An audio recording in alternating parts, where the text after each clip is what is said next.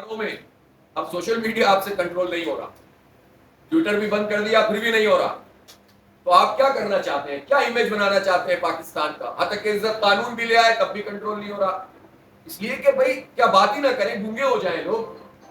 یعنی اتنے آپ کے اعمال ہیں کہ اگر آپ ہر چیز پہ پابندی لگا دیں گے تو پھر لوگ بات ہی نہیں کریں گے. اس لیے ہم یہ سمجھتے ہیں کہ یہ ظلم ہے، اس ظلم پر خاموش رہنا بھی بہت بڑا جرم ہے. میں حیران ہوں کہ اس وقت پولیٹیکل پارٹیز، کوئی پارٹی اپنے انٹرنل مسائل کا شکار ہے، کوئی پارٹی اس کو سیٹیں چاہیے، کسی کو ریزرو سیٹیں چاہیے، کوئی یہ ہے کہ جو میٹھا میٹھا ہاف ہاف اور کڑوا کڑوا تھو تھو دونوں ہاتھوں میں لڈو رکھنا چاہتے ہیں. بعض لوگوں نے یہ فیشن بنا لیا کہ اسٹیبلشمنٹ کے خلاف بولیں تاکہ پاپولر ہو اور مراد ساری حاصل کر لیں وہاں سے. یہ بھی فیشن پاکستان میں بن گیا ہے کہ جو ہے نا اب تو پتہ ہی نہیں چلتا، بلکہ اب تو یہ دیکھنا پڑتا ہے کہ جو زور سے اسٹیبلشمنٹ کے خلاف بول رہا ہے وہ آدمی کس کا ہے. دیکھا جو تیر کھا کے کمی گاہ کی طرف اپنے ہی دوستوں سے ملاقات ہو گئی، کہیں ایسا تو نہیں ہے. اس لیے ہم یہ سمجھتے ہیں کہ ایسی ساری صورتحال میں جب لوگ اپنے اپنے مفادات میں لگے ہوئے ہیں، عوام کے لیے کوئی سیریس قدم اٹھانے کے لیے تیار نہیں ہے. جماعت اسلامی نے یہ فیصلہ کیا ہے کہ ہم حق دو عوام کو تحریک شروع کر دی ہے، ہم نے احتجاجی مظاہروں کا سلسلہ بھی شروع کر دیا ہے، اور 12 تاریخ انشاءاللہ یہاں اسلام آباد میں ایک تاریخی دھرنا ہم شروع کرنے جا رہے ہیں. یہ دھرنا شروع کرنے کا ہم نے وقت متعین کر دیا ہے. یہاں ہم بیٹھیں گے، ہمیں اپنی ذات کے لیے کچھ نہیں چاہیے، اپنی پارٹی کے لیے کچھ نہیں چاہیے. یہ عوام کا ایجنڈا ہے.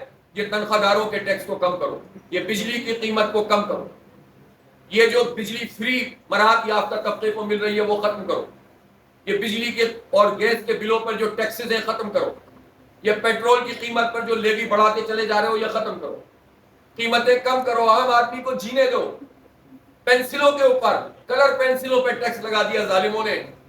تعلیم پہلے ہی اتنی مہنگی ہے، اسٹیشنری مہنگی ہو جائے، کہاں لے کر جانا چاہتے ہو؟ کون سی چیز ہے جو عام آدمی کی ہے جس کو تم جو ہے وہ چھوڑ رہے ہو اور مراحت یافتہ طبقے کی مراحت کم نہیں کر رہے؟ لہٰذا ہم یہ تاریخی دھرنا دینے جا رہے ہیں، اور یہ دھرنا صرف ایک اس طرح سے نہیں ہے کہ ایک دن ہم دھرنا دے دیں گے، ہم بیٹھ جائیں گے یہاں پر انشاءاللہ. اور ہمارا ایجنڈا بہت واضح ہے، اور اس سے پہلے پورے ملک میں موبلائزیشن ہو رہی ہے، کیمپنگ ہوگی، لوگوں کو رجسٹر کریں گے کہ جو لوگ بھی اس دھرنے میں شریک ہونا چاہتے ہیں. اور پھر دوسری صورت یہ ہے کہ ہم اس کے ساتھ ساتھ، یعنی اس میں اضافی بات یہ ہے کہ ہم تمام طبقہ زندگی سے رابطہ کریں گے، تاجروں سے، صنعت کاروں سے، مزدوروں سے، کسانوں سے، طلباء سے، نوجوانوں سے. ہم خواتین کو بھی دعوت دیتے ہیں، انشاءاللہ تعالیٰ عزت اور احترام کے ساتھ ہم یہاں پر ارینجمنٹ کریں گے، اور باوقار طریقے سے ہماری بہنیں، مائیں، بیٹیاں یہاں اس دھرنے میں جو شریک ہوں گی انشاءاللہ، اپنی فیملیز کے ساتھ وہ لوگ آئیں گے. اور اس دھرنے میں ہمارا ایجنڈا ہے کہ یہ قیمتیں کم کرو اور یہ آئی ایم ایف کی غلامی قبول نہیں کرو. پہلے لوگ آئی ایم ایف کے کہنے پہ بجٹ بناتے تھے اور چھپاتے تھے، انہیں شرم آتی تھی کہ ہم کہہ دیں گے کہ آئی ایم ایف نے بجٹ بنوایا ہے، تو انہیں شرم آتی تھی. ہمارے وزیر اعظم صاحب بالکل کھلے عام یہ کہتے ہیں اور فخریہ کہتے ہیں، اور ساتھ میں کہتے ہیں کہ آج رات کو ہی خوشخبری مل جائے گی کہ آئی ایم ایف کے کہنے پہ ہم نے جو یہ کام کیا ہے تو ہم اس کے پروگرام میں چلے جائیں گے. تو اب یہ ہوتا ہے، غلامی میں گھٹ کے رہ جاتی ہے ایک چوہے کا ماپ، اور آزادی میں پہرے بے گراں زندگی. انہیں جینے کا سلیقہ کیا ہے ان لوگوں کو؟ انہیں آزادی، ان کا کیا مسئلہ ہے؟ یہ تو غلام ابن غلام طبقہ ہے جو ہم پر مسلط ہے، اور جن کی اپنی لیجیٹیمیسی یہ ہے کہ یہ جیتے ہی نہیں ہے اور ان کو مسلط کر دیا گیا ہے.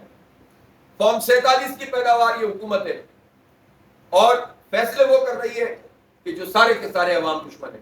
لہٰذا میں مختصراً یہ کہنا چاہتا ہوں کہ یہ دھرنا ہوگا انشاءاللہ تاریخی، اور اللہ نے چاہا تو ہم عوام کے لیے، ملک کے غریب لوگوں کے لیے، مڈل کلاس لوگوں کے لیے، متوسط طبقے کے لیے انشاءاللہ ریلیف لینے کی اس تحریک کو شروع کر رہے ہیں.